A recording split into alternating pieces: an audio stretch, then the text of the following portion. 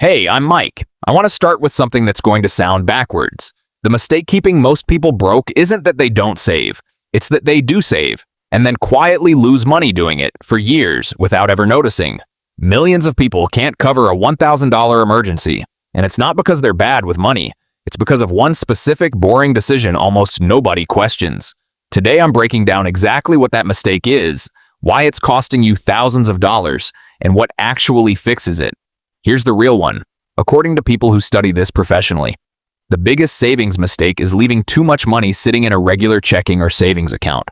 Not spending it, not investing it badly, just leaving it there in an account that pays almost nothing. Here's why that quietly destroys money over time. A typical basic savings account pays a fraction of a percent in interest. A high-yield savings account, doing the exact same job, holding your money safely, letting you access it anytime, pays interest rates that can be nearly 10 times higher. Same safety, same access, 10 times the return, just by choosing a different account.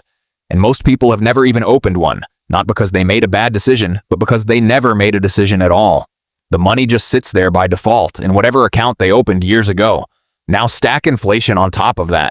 Money sitting in an account earning close to nothing isn't neutral. It's losing real value every single year because prices keep rising while your balance doesn't.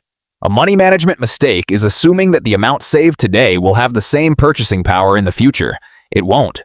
Cash parked in a low-interest account is quietly shrinking in what it can actually buy, even while the number on the screen stays exactly the same. Here's what makes this specific mistake so dangerous.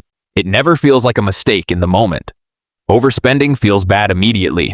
You see the number drop, you feel the regret, but leaving money in the wrong account feels responsible. You're saving. You're not going into debt. The account balance is going up, slowly. Everything about it feels like you're doing it right. The problem only becomes visible years later, when you compare what that money actually became versus what it could have become. Someone who kept $10,000 in a basic account for 5 years might see it grow by a few $100s from minimal interest. The same $10,000 in a high-yield account over the same 5 years could have earned several times that amount. Same risk, same access, dramatically different outcome. That gap is completely invisible day to day. It only shows up when you finally do the math, usually much later than you'd like. There's a deeper problem sitting underneath the interest rate issue, and it's this. A huge number of people saving money have never actually calculated what they're saving toward. Without tracking expenses, overspending goes unnoticed and saving becomes reactive rather than intentional, keeping people stuck in a cycle of financial stress. Many people don't realize they're in a spending deficit until they track every dollar for a full month. This creates a strange situation where someone can technically be saving every month while still never building real security because they don't have a target number, they don't know if they're ahead or behind, and they're not sure if the amount sitting in their account is actually enough to survive a real emergency. Most financial professionals recommend 3 to 6 months of essential expenses set aside for emergencies. Freelancers or single-income households often need 6 to 12 months, but the specific number matters less than simply having one.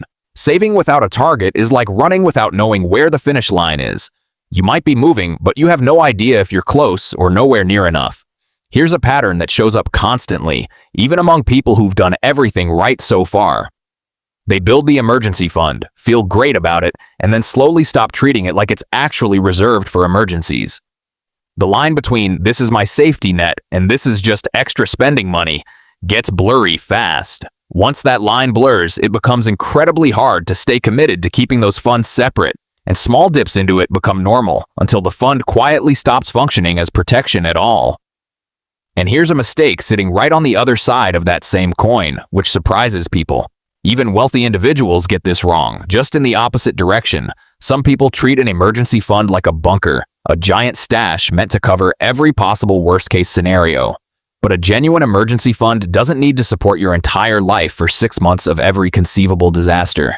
It needs to absorb life's normal surprises, a flat tire, a broken appliance, without wrecking your broader financial plan.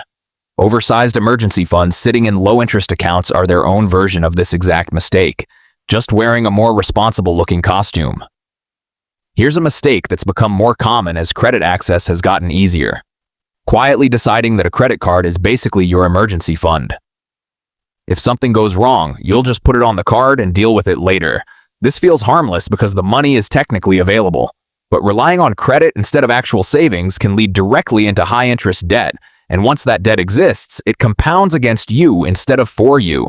A real emergency fund is cash without strings attached. Credit is debt with interest attached from day one. Those are not interchangeable tools, even though in a moment of stress, they can feel like they solve the exact same problem. So here's the honest, practical fix, stripped of complexity. First, check where your savings currently sit.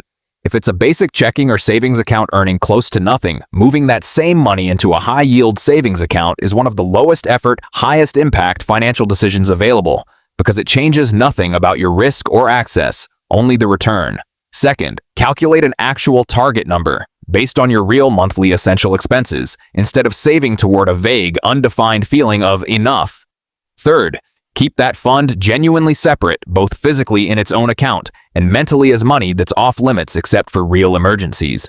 And fourth, if you use it, refill it. An emergency fund that gets drained once and never rebuilt isn't a safety net anymore. It's just a fund that used to exist. None of this requires earning more money. It doesn't require some aggressive investing strategy or complicated spreadsheet system.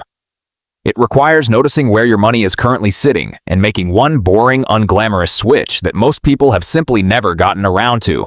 So here's the real takeaway. The saving mistake that's keeping people broke usually isn't a lack of discipline. It's not spending too much on coffee or lacking willpower.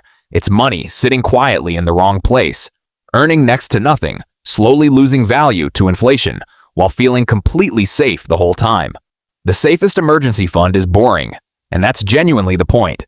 But boring and badly placed are two very different things, and most people have accidentally settled for both at once. If this changed how you think about where your own savings are sitting right now, let me know in the comments. Hit like, subscribe, and I'll see you in the next one. This is Mike signing off.